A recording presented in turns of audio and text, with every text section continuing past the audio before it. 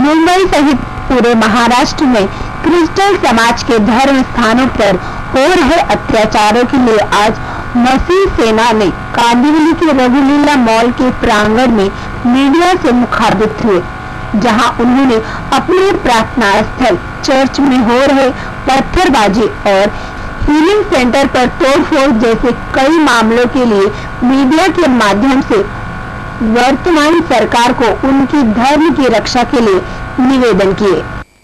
हाँ, इसलिए एकत्रित हुए हैं क्योंकि मसीह समाज को भारत के संविधान ने प्रार्थना, आराधना और उपासना करने का जो अधिकार दिया है, इस संवैधानिक अधिकार का हनन हो रहा है।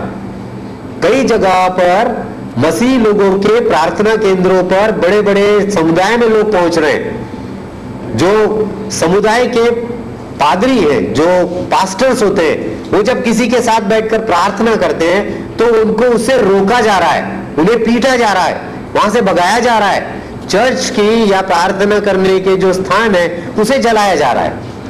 हमारा सिर्फ इतना कहना है कि मसीह समाज हमेशा से संविधान को चाहने वाला, संविधान के अंतर्गत काम करने वाला एक समुदाय रहा है।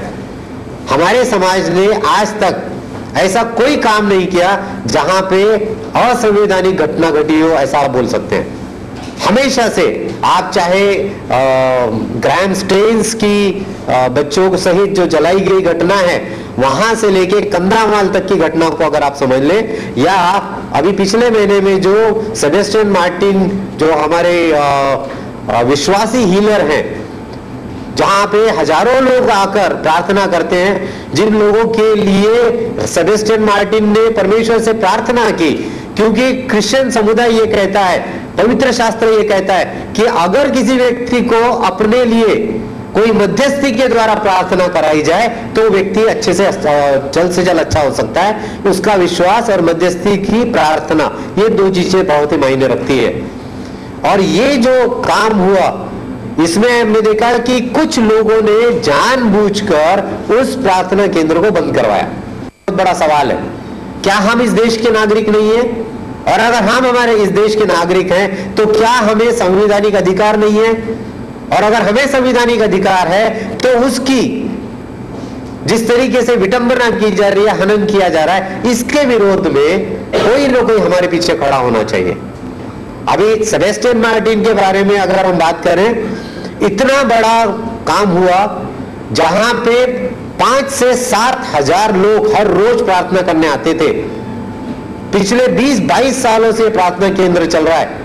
अगर हम हिसाब करें तो करीब करीब 2 करोड़ लोग यहां आकर प्रार्थना कर चुके हैं। 2 करोड़ लोगों की वहां जो दौड़ है वो ऐसे ही नहीं होगी। किसी न किसी व्यक्ति को अच्छा लगा होगा, किसी न किसी व्यक्ति की बीमारियां अच्छी हो गई होंगी, कोई ना कोई चंगा हुआ होगा, इसलिए उसने दूसरे से कहा होगा कि भाई आप भी जाइए, फिर तीसरे से कहा होगा कि भाई आप भी जाइए। हमने देखा है कि किसी भी धर्म समुदाय में अगर कोई एक चमत्कार होता है और वो चमत्कार किसी एक व्यक्ति के द्वारा दूसरे व्यक्ति तक पहुंचता है, तो हमने देखा है कि पूरा समाज वहां पे लाइन लगाता है।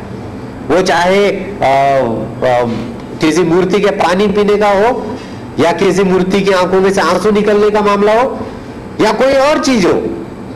जब किसी एक व्यक्ति को फायदा होता है तो वो अपने समाज में, अपने परिवार में दूसरों से बात करता है और इस तरीके से लोग आते हैं। अब 2 करोड़ के आसपास अगर लोग वहां पहुंचे हैं, इसका मतलब कहीं ना कहीं लोगों को उसका फायदा जरूर हुआ है। तो क्या लोगों को जानबूझकर बुलाया जा रहा था? क्या लोगों को पैसा देके बुलाया जा रहा था? उसमें से किसी भी एक व्यक्ति का धर्म परिवर्तन हुआ है क्या? ऐसा कुछ नहीं है। प्रार्थना करके अगर इंसान चंगा हुआ है तो उस व्यक्ति ने दूसरे को रेफर किया है कि आप भी जाकर देखिए, शायद आपको भी इसका फायदा होगा। इतनी बड़ी घटना होने के बावजूद भी मसीह समाज ने रास्ते पर उतरने की कोशिश नहीं की।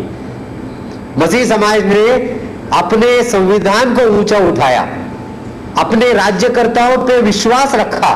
आज तक हम अपने राज्यकर्ताओं पे विश्वास करते हैं, क्योंकि हमारा पवित्र शास्त्र कहता है कि हम जिस जगह पर रहें उस जगह की कानून को सर आंखों पर रखें। हम लोग, हमारा मसीह सेना सैचुरेट हो गया है, पूरा पहुंच गया है और ऐसे वारंवार ऐसे अगर कुछ भी आगे तो मसीह सेना उस आगे के स्टेप लेने के लिए, प्लान ऑफ एक्शन लेने के लिए पूरा संपूर्ण महाराष्ट्र उठ के खड़ा हो जाए। मसीह लोगों के लिए जो हमें प्रार्थना करने के लिए रोक रहे हैं, तो हम लोगों का मेन समस्या यही है कि जो पास्टर्स लोग, जो पादरी लोगों को मारते हैं और जो उनके बारे में गलत गलत अनाप शनाप जो बातें उनके बारे में कहते हैं, जैसे भोंदू बाबा कहा गया है, किस आधार पे आपने उनको भोंदू बाबा कहा है? क्या आपने उनकी हिस्ट्री निकाली है क्या? मतलब ऐसे जो मान्यवर जो रहते हैं, जो फादर्स रहते हैं, पास्टर्स रहते हैं, उनके खिलाफ अगर आप लोग ऐसे गलत बताते हैं, आपको किसने अधिकार दिया है? आप कौन होते हो ऐसे शब्द बताने के लिए? क्या आप कानून है?